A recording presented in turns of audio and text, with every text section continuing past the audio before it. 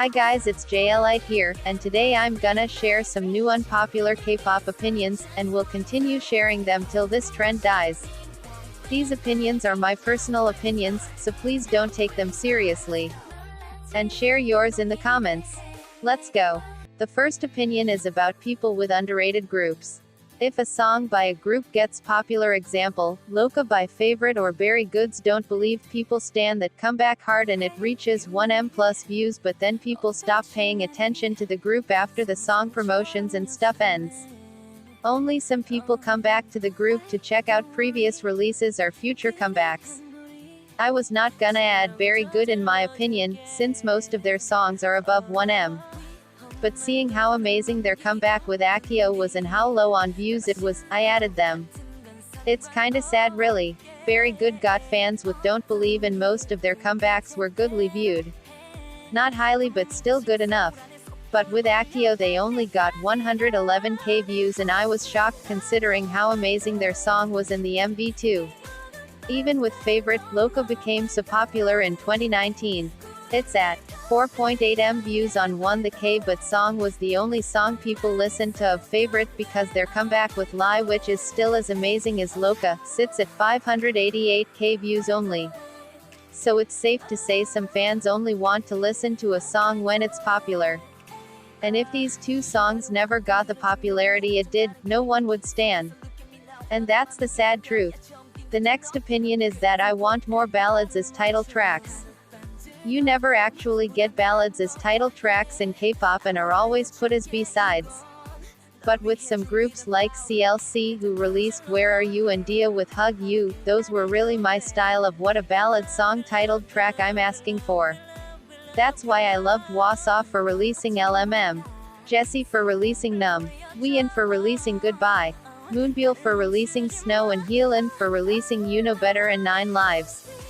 The only group I know to release a ballad title track is AKMU. Otherwise, besides that, every company is focused on bops and catchy songs and no one ever really just releases a beautiful ballad piece, and puts that into B-sides in the album. The next opinion is that I hate streaming part 3. And this opinion is gonna be long and triggering, so get ready. It's also just a combination of part 1 and 2 of my streaming opinions with some new thoughts which you can find on my channels. This opinion is basically me seeing comments where people say don't put emojis as they stop views and other things. It's so annoying seeing people comment in code words by replacing letters with numbers. Like writing 3 instead of E. Yes, I know streaming is important and people get to know the group and it helps them gain popularity. But what's the point of streaming if people only gonna stream popular songs, and with most popular channels who do reactions and other K-pop stuff mostly do reactions for popular groups, with the exception of the Culture Study and DX. I love them for reacting to not so popular groups too, even if they're verified. I've said this before but I'll say it again.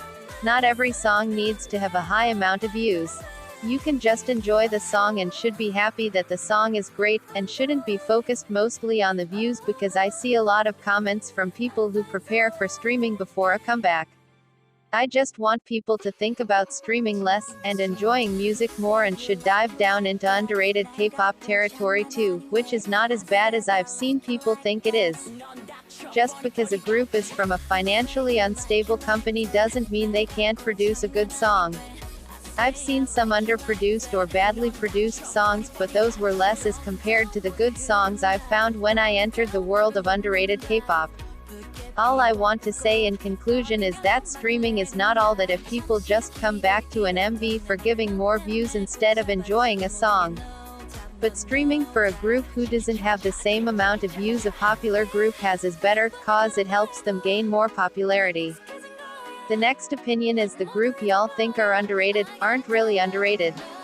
This opinion is an add-on to my friend Camilla's opinion. Basically what I mean is, I've seen people call Dreamcatcher underrated. I've seen people call CLC underrated, when in fact they aren't underrated at all. If a group gets above 10M views each comeback, then that means they aren't underrated in my eyes. Underrated for me means groups who can barely reach 50k, 100k, 500k or 1M views.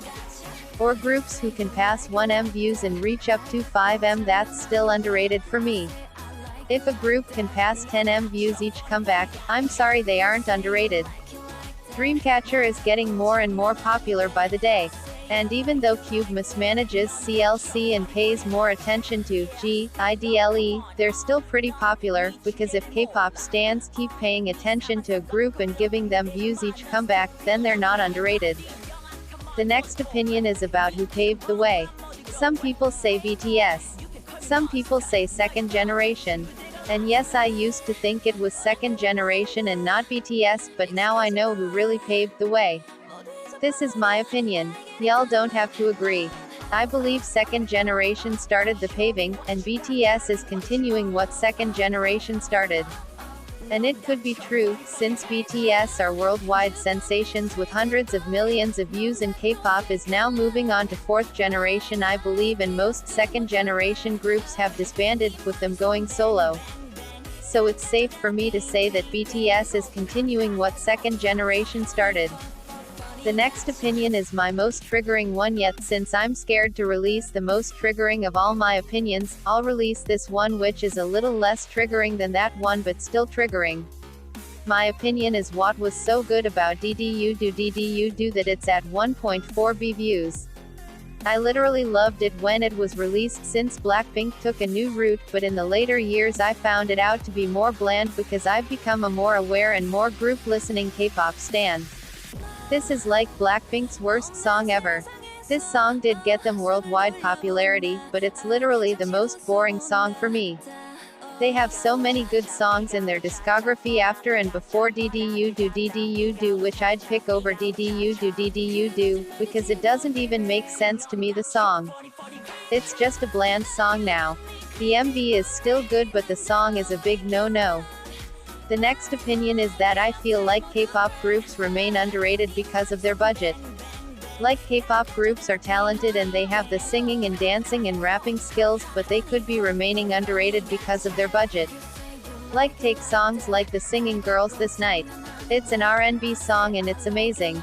It's well produced, has powerful vocals, a good rap, and it's just so good, but it only has 12K views, which proves my point. Because the MV was a plain calm aesthetic MV with them holding those sparkling stick things, IDK the name, and walking while singing and also looking towards the camera. This means fans want a proper quality MV with props in it and different scenes.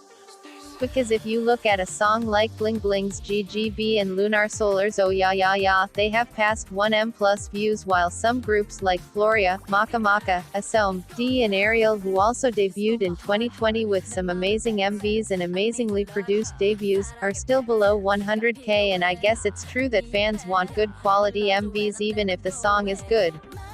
The next opinion is that groups shouldn't follow trends. Like most groups nowadays that debut. They debut as either girl crush or cute and slowly change their concepts because it's a trend. It's kinda sad seeing companies following trends that if this concept is popular then they'll make a song for the group and give them that concept. Like, take boy groups for example. Most boy groups have debuted happy, but their songs slowly go dark because it's the trend and I kinda hate it. So yeah, that's all the opinions I have. Thanks for watching. Cue outro.